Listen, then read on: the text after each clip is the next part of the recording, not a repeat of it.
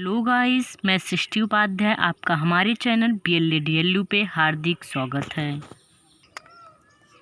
तो गाइस, हमने अपने अगले वीडियो में दर्शन की मीनिंग और डिफिनीशन देख ली थी।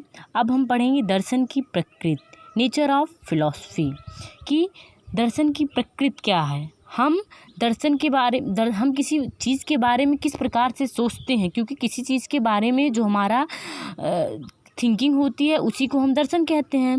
तो किसी चीज़ के बारे में हमारी थिंकिंग कितने प्रकार की होती है, हम किसी चीज़ के बारे में कैसे सोचते हैं। तो चलिए देखते हैं। दर्शन शास्त्र की प्रकृति को समझना अन्य शास्त्रों की तुलना में बहुत अलग है। इसमें दर्शन शास्त्री मानव जीवन और जगत की व्याख्या करने का प्रयास करते हैं। इन्होंने अलग क्यों कहा है, क्योंकि अगर हम किसी चीज़ के बारे में जब सोचते हैं तो इसमें हम एक चीज़ के बारे में क्या सोच रहे हैं ये कोई सटीक मीनिंग तो नहीं दे सकते उसकी ना। बाकी जो सब्जेक्ट हैं उसमें हम प्रूफ दे सकते हैं। जैसे अगर हमें साइंस में कोई भी लेते हैं, कोई भी थ्योरी पढ़ते हैं तो उसको प्रूफ करते हैं, लेकिन हमारा किसी चीज़ के प्रति नज़रिया क्या है इसको हम प्रूफ तो नहीं कर सकते। इसलिए इसकी प्रकृति को पढ़ना अन्य शास्त्रों की तुलना में थोड़ा अलग है। अब हम किसी चीज़ के बारे में जीवन के प्रति दृष्टिकोण, हमारे जीवन के प्रति दृष्टिकोण क्या है। सभी व्यक्ति का अपने जीवन को जीने के कुछ सिद्धांत होते हैं और उस जीवन को जीने की एक प्रक्रिया होती है। हम अपने जीवन में सबके जीवन के प्रति दृष्टिकोण अलग अलग होते हैं। सब मतलब किसी का होता है कि वह समाज सेवी बनना चाहता है, किसी का होता है वह अपनी ज़िंदगी जो अपने लिए जीना चाहता है। तो सबके लिए सबका दृष्टिकोण जो होता है वो अलग अलग होता है। इसलिए इसकी प्रकृति को पढ़ना ये सबसे अलग बताए हैं, क्योंकि इसमें हर व्यक्ति का एक नहीं हो सकता, क्योंकि इसमें कोई प्रूफ तो है नहीं कि कोई भी हो। अगर वो इसके मतलब इससे है तभी ये माना जाएगा। जैसे अगर हम साइंस में होता है तो हम कोई थ्योरी लेते हैं तो चाहे जो व्यक्ति उस थ्योरी पर बात करेगा, जब तक उस थ्योरी को जैसे कोई भी फार्मूला है अगर उसको प्रूफ उसी को नहीं प्रूफ कर रहा है तो हम नहीं मानते हैं। जैसे अगर पाई की वैल्यू ले रहे हैं, पाई की वैल्यू 3 लोग बता रहे हैं तो 3 लोग अलग अलग तो नहीं बताएंगे ना। पाई की एक वैल्यू मानी गई है, उसी को सबको प्रूफ करना है, बस वो उसके अलग अलग तरीके से उसको प्रूफ कर सकते हैं, लेकिन मान तो एक ही लाना है। लेकिन इसमें इस प्रकार से नहीं है, इसमें सबका अपने प्रति अलग अलग दृष्टिकोण है। कोई क्या करना चाहता है, कोई कुछ करना चाहता है, कोई गांधी जी की तरह सत्य अहिंसा के मार्ग पे चलना चाहता है, कोई हिटलर की तरह हमेशा लड़ाई और युद्ध में ही जीना चाहता है।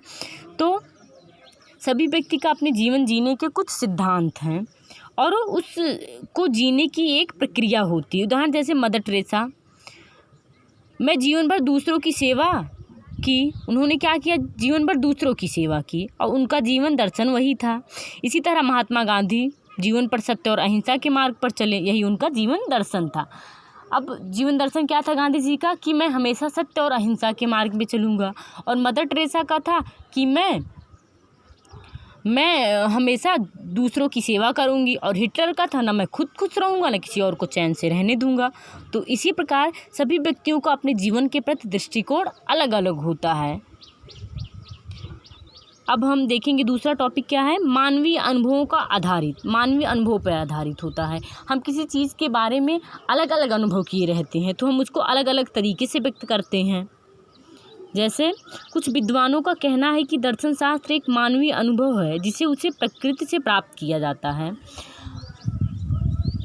अनुभवों को जानकर बहुत सारे लोग दर्शन को अपनाते हैं। लोगों की विभिन्न परिस्थितियों के कारण ही दार्शनिक चेतना पैदा होती है। अगर मनुष्य अनुभवी ना होता तो दर्शन उत्पन्न ही नहीं होता, क्योंकि हम अगर किसी चीज़ के बारे में ना सोचते, उसके बारे में अनुभव ना करना चाहते तो जो नई नई चीज़ों की खोजें होती हैं, नई नई तकनीकों की खोजें होती हैं वो नहीं हो पाती हैं। लेकिन मनुष्य जिज्ञासु प्रकृति का व्यक्ति है, इसलिए दर्शन की उत्पत्ति हुई है, क्योंकि हम किसी चीज़ के प्रति जो हमारी जो सोचने या समझते हैं किसी वस्तु के बारे में वही दर्शन कहलाता है।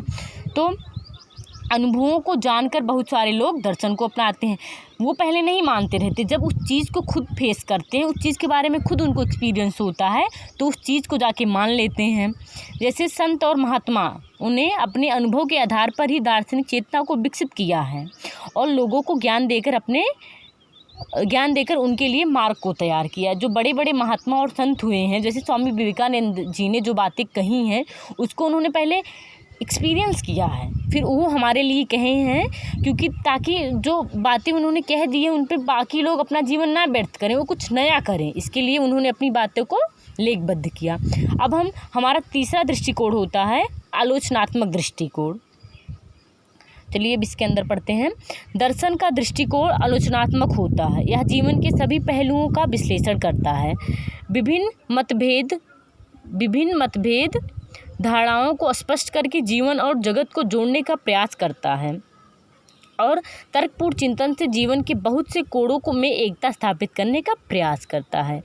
जो हमारा आलोचनात्मक दृष्टिकोण होता है, इसमें यह जीवन के सभी पहलुओं का विश्लेषण करता है। जो विभिन्न मतभेद हमारे धारणाएं बनी हैं उनमें जो मतभेद होता है, तर्क के द्वारा ही उनको वह दूर करते हैं।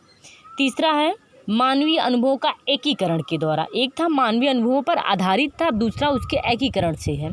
सभी मनुष्य अपने जीवन से बहुत से अनुभव मिलते हैं और प्रत्येक व्यक्ति के अनुभव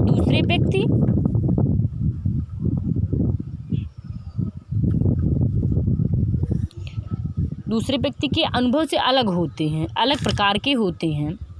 दर्शन एक ऐसा प्रयास है जो व्यक्तिगत और सामूहिक अनुभवों के फलस्वरूप विकसित होता है।